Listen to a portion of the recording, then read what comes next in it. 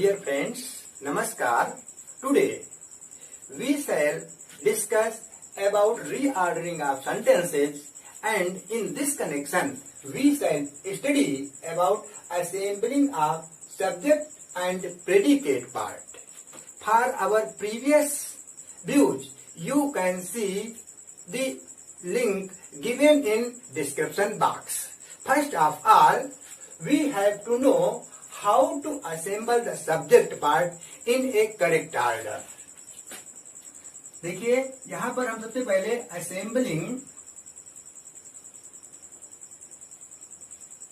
Assembling of subject part आपको बता रहे हैं कि किस प्रकार से सब्जेक्ट पार्ट को हम असेंबल करके एक सार्थक शब्द बना सकते हैं। इस कार्य के लिए हमको सबसे पहले ये ध्यान देना चाहिए कि हमारा डिटरमाइनर क्या होता है, क्वालिफायर क्या होता है, हेडवर्ड क्या होता है, आदि जो मेन बातें हमारी जो सब्जेक्ट पार्ट के अंतर्गत आती हैं उनको जानना आवश्यक है। हम जानते हैं कि जो हमारा सब्जेक्ट पार्ट है, सब्जेक्ट पार्ट में कई बातें आती हैं। यदि हम एक बात को कह दें, जैसे फॉर एग्जाम्पल मैंने कह दिया Mohan is a good boy. In this sentence Mohan is subject and is a good boy is predicate. तो इस प्रकार से इसमें हम तो सब्जेक्ट और प्रेडिकेट पार्ट अलग कर सकते हैं। दूसरी कंडीशन, सेंटेंस में सब्जेक्ट में कभी केवल एक शब्द नहीं, एक से अधिक शब्द भी आते हैं। जैसे हमने कह दिया a good boy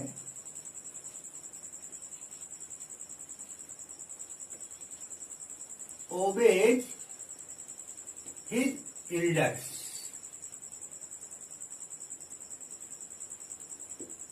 In this sentence, a good boy is our subject part and obeys his elders is our predicate part. Now we have to know what is a, what is good and what is boy, and how we can arrange these words in a systematic way so that they can make a complete sense of sentence. So in this connection, first of all we say a and the, this, that, these, those, much, many। इस प्रकार के जो हमारे words होते हैं, इन words को हम determiner कहते हैं। डिटरमाइनर, डिटरमाइनर का मतलब होता है सीमित करने वाले शब्द। क्या इसका मतलब होता है? सीमित करने वाले शब्द।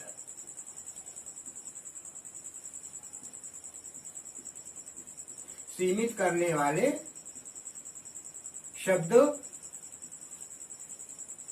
सीमित मीन्स ऐसे शब्द हमने कह दिया अब गुड बॉय, इसका मतलब है हमारा डिटरमाइनर है, और डिटरमाइनर इसलिए है क्योंकि इसके द्वारा सिद्ध होता है कि केवल एक लड़का है, इसीलिए ये हमारा डिटरमाइनर है। मैंने कह दिया दैट बुक, वह किताब। अब यहाँ पर जो बुक है उसके विषय में बता दिया गया कि दैट, यानी ये हमारा भी डिटरमाइनर है, निश्चित करने वाला है। तो यदि हमारे सेंटेंस में वो भी सब्जेक्ट पार्ट में कहीं भी डिटरमाइनर दिया गया हो तो सबसे पहले हमको डिटरमाइनर लिखना चाहिए। तो सबसे पहले देखिए, इंग्लिश में भी पढ़ते समय जिस प्रकार से हम गणित में फार्मूला अप्लाई करते हैं, उसी प्रकार से हमको इंग्लिश में भी फार्मूला अप्लाई करना चाहिए। तो सबसे पहले फार्मूला हम जो बनाते हैं तो हम कहते हैं first of all we should write determiner. Determiner के बाद में हम लिखते हैं क्वालिफायर।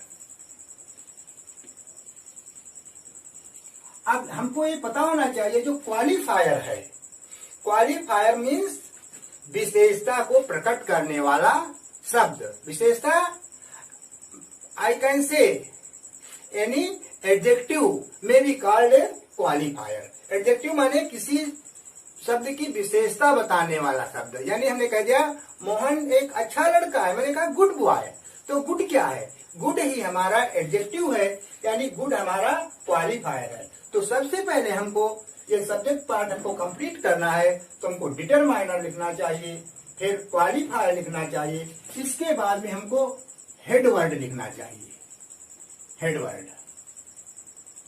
और हेड वर्ड लिखने के बाद में फिर हमको जब हमारा कोई सिंपल सेंटेंस आ जाता है तो हेड वर्ब के बाद में फिर हमारा आगे प्रेडिकेट पार्ट आ जाता है।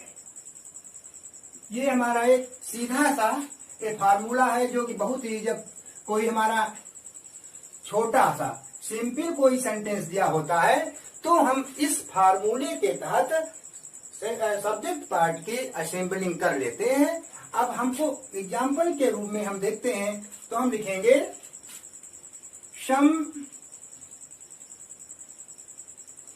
Black birds fly in the sky. अब यहां पर हमारा सम ब्लैक बर्ड्स ये हमारा सब्जेक्ट पार्ट है, और इस सब्जेक्ट पार्ट में हमको यही काम करना होगा। जब हमको असेंबलिंग करनी होगी तो असेंबलिंग करते समय सब्जेक्ट पार्ट के लिए यही सम, ब्लैक और बर्ड्स ये हमारे वर्ड्स अलग अलग लिखे होंगे, अर्थात जम्बल वर्ड्स होंगे, और इन्हीं को हमको एक ठीक सिस्टमेटिक वे से, यानी सबसे पहले हमको डिटरमाइनर खोज करना होगा, फिर क्वालिफायर खोज करना होगा, फिर हेड वर्ड खोज करना होगा, और उसके अंत में फिर हमको प्रेडिकेट अर्थात वर्ब के आगे का पूरा हिस्सा लिखना होगा। यदि हम इतनी बात कहीं खोज लेते हैं तो हमको इस प्रकार से सेंटेंस को कंप्लीट करना होगा, या सेंटेंस को कंप्लीट कर सकते हैं। ये हमारा पहला एग्जांपल है। सेकेंड एग्जांपल मैंने लिख दिया,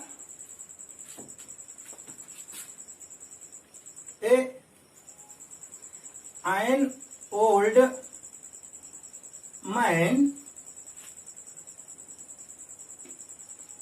died of cholera। अब यहां पर हमने आपको बताया कि डिटरमाइनर, क्वालिफायर, हेडवर्ड और प्रेडिकेट आता है। अब इस सेंटेंस में भी हम यदि वही बात देखेंगे तो एन हमारा डिटरमाइनर हुआ, ओल्ड हमारा क्वालिफायर है यानी एडजेक्टिव है, और हेडवर्ड के रूप में मैंने यहाँ पर लिख दिए हैं डाइड ऑफ कॉलरा, ये हमारा प्रेडिकेट पार्ट आ गया है। ये हमारा ये सिस्टम बनता है। इसके अतिरिक्त केवल हमारा सब्जेक्ट पार्ट में केवल मात्र इतने ही शब्द नहीं होते हैं, यहाँ कई सारे शब्द होते हैं। ये हमने आपको सीधा सा फार्मूला बताया। अब इसके बाद में अगला और भी फार्मूला हमारे सामने सब्जेक्ट पार्ट के कंप्लीशन के लिए होता है। जैसे उसमें क्या आता है, तो सबसे पहले होता है डिटरमाइनर आता है, डिटरमाइनर के बाद में फिर क्वालिफायर आ जाता है,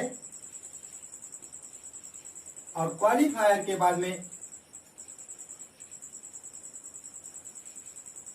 हेडवर्ड होता है, और हेडवर्ड के बाद में यहां पर फिर और भी शब्द इसी में दिए होते हैं, उसको हम कहते हैं adjective phrase.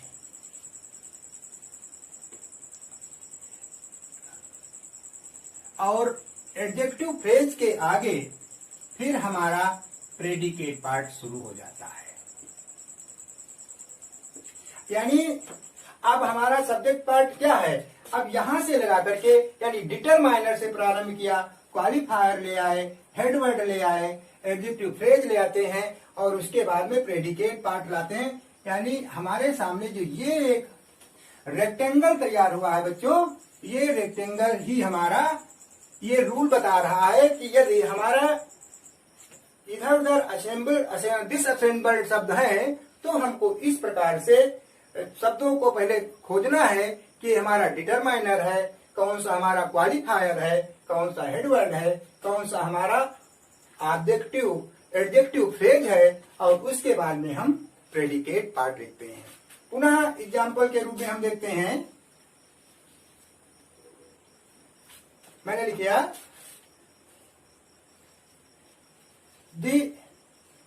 tall boy sitting in the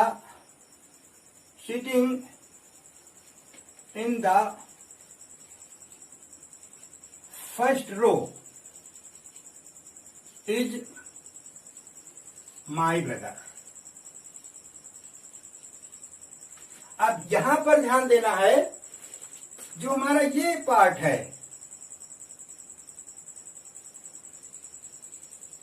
ये पार्ट हमारा सब्जेक्ट पार्ट है। यहां पर वही कंडीशन, ये हमारा द हमारा डिटरमाइनर है, ये सीमित कर रहा है। द टाल बॉय, टाल हमारा एडजेक्टिव है, यानी क्वालिफाई कर रहा है, इसलिए क्वालिफायर हो गया। और बॉय हमारा हेडवर्ड आ गया।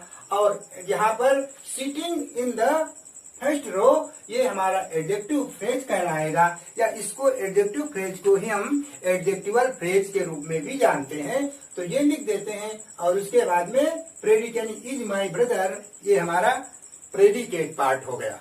इस प्रकार से, लेकिन एक चीज हमको ध्यान रखनी चाहिए, केवल इतना ही हमारा सब्जेक्ट पार्ट नहीं होता है। सब कभी कभी हमारे सामने एक ये भी आ जाता है, केवल एक शब्द ही होता है। यानी उस कंडीशन में हम अगले नियम के तहत हम देख लेते हैं, जिसमें सब्जेक्ट पार्ट के रूप में हमारा आ जाता है। सबसे पहले जब केवल सब्जेक्ट पार्ट में दो भाग होते हैं, दो भाग में कौन कौन सी बातें आती हैं, तो केवल एक हमारा जीरेंड आता है। तो ऐसी कंडीशन में हम जीरेंड को सबसे पहले लिख देते हैं, और उसके बाद में हम प्रेडिकेट पार्ट लिख देते हैं। अब हमको पुनः समझना चाहिए, केवल ये इतना ही हमारा ये फार्मूला बन रहा है। इसके अंतर्गत हम ये ध्यान दें तो जीरेंड क्या होता है, सबसे पहले तो हमको ये पता होना चाहिए, नहीं तो हम खोजते रहेंगे, जीरेंड ही नहीं जानेंगे तो हम क्या करेंगे। तो जीरेंड का मतलब होता है, जीरेंड बराबर है वर्ब फर्स्ट प्लस आईएनजी। यानी जैसे हम कहते हैं, एक शब्द हमारा है वाक, WALK, वाक। वाक मीन्स टहलना, यदि वाक में हम आईएनजी जोड़ दें तो ये हमारा बन जाता है वॉकिंग। वॉकिंग हमारा जीरेंड हो गया। हमने लिख दिया सी, इसमें जब हम आईएनजी जोड़ देंगे तो हमारा बनेगा सीइंग। ये भी हमारा इसी प्रकार से जीरेंड है। तो इस प्रकार से हमको ये पता होना चाहिए, जब हमारे सामने जीरेंड दिया गया हो तो सबसे पहले हम जीरेंड लिखेंगे, उसके पश्चात में हम हेल्पिंग वर्ब लिखेंगे, और हेल्पिंग वर्ब लिखने के बाद में फिर अदर जो भी वर्ड्स दिए गए हैं वो सब कुछ लिख करके हम उस प्रेडिकेट पार्ट को कंप्लीट कर देते हैं। फॉर एग्जाम्पल मैंने लिख दिया smoking, smoking is harmful, smoking is harmful for health।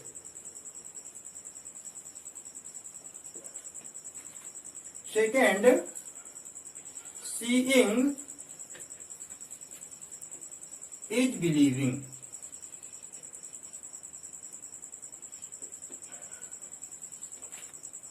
इन दोनों वाक्यों में स्मोकिंग और सीइंग ये दोनों ही हमारे जीरेंड है, दोनों ही वर्ब हैं, और दोनों में आईएनजी जोड़ा गया है, इसलिए ये हमारे जीरेंड हैं, और इसलिए इनको हम सब्जेक्ट पार्ट के रूप में जानते हैं। इसके बाद में सीधे अगला जो रूल होता है वो आपका होता है इन्फिनिटिव, यानी सबसे पहले इन्फिनिटिव आ जाता है, इन्फिनिटिव प्लस प्रेडिकेट।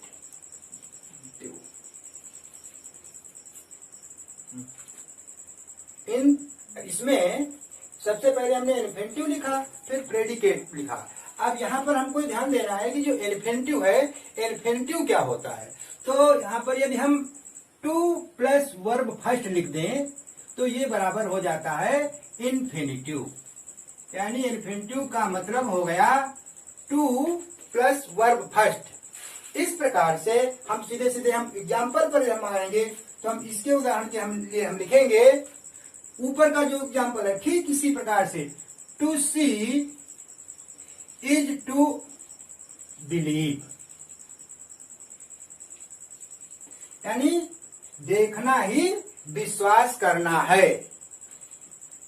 ये अब आप समझ लीजिए, यही हमारा इन्फिनिटिव है। यदि हमारा इस प्रकार से सब्जेक्ट पार्ट में केवल वर्ब दी गई हो और उसमें टू दिया गया हो तो सबसे पहले हमको सब्जेक्ट पार्ट को असेंबल करने के लिए टू लिख करके वर्ब की फर्स्ट फॉर्म लिख देनी चाहिए, यानी जो दिया गया वो लिख देना चाहिए, शेष आगे वर्ब और आदि बातें लिख देते हैं। तो इस प्रकार से इन्फिनिटिव पहले लिख करके हमारा ये सब्जेक्ट पार्ट कंप्लीट हो जाता है।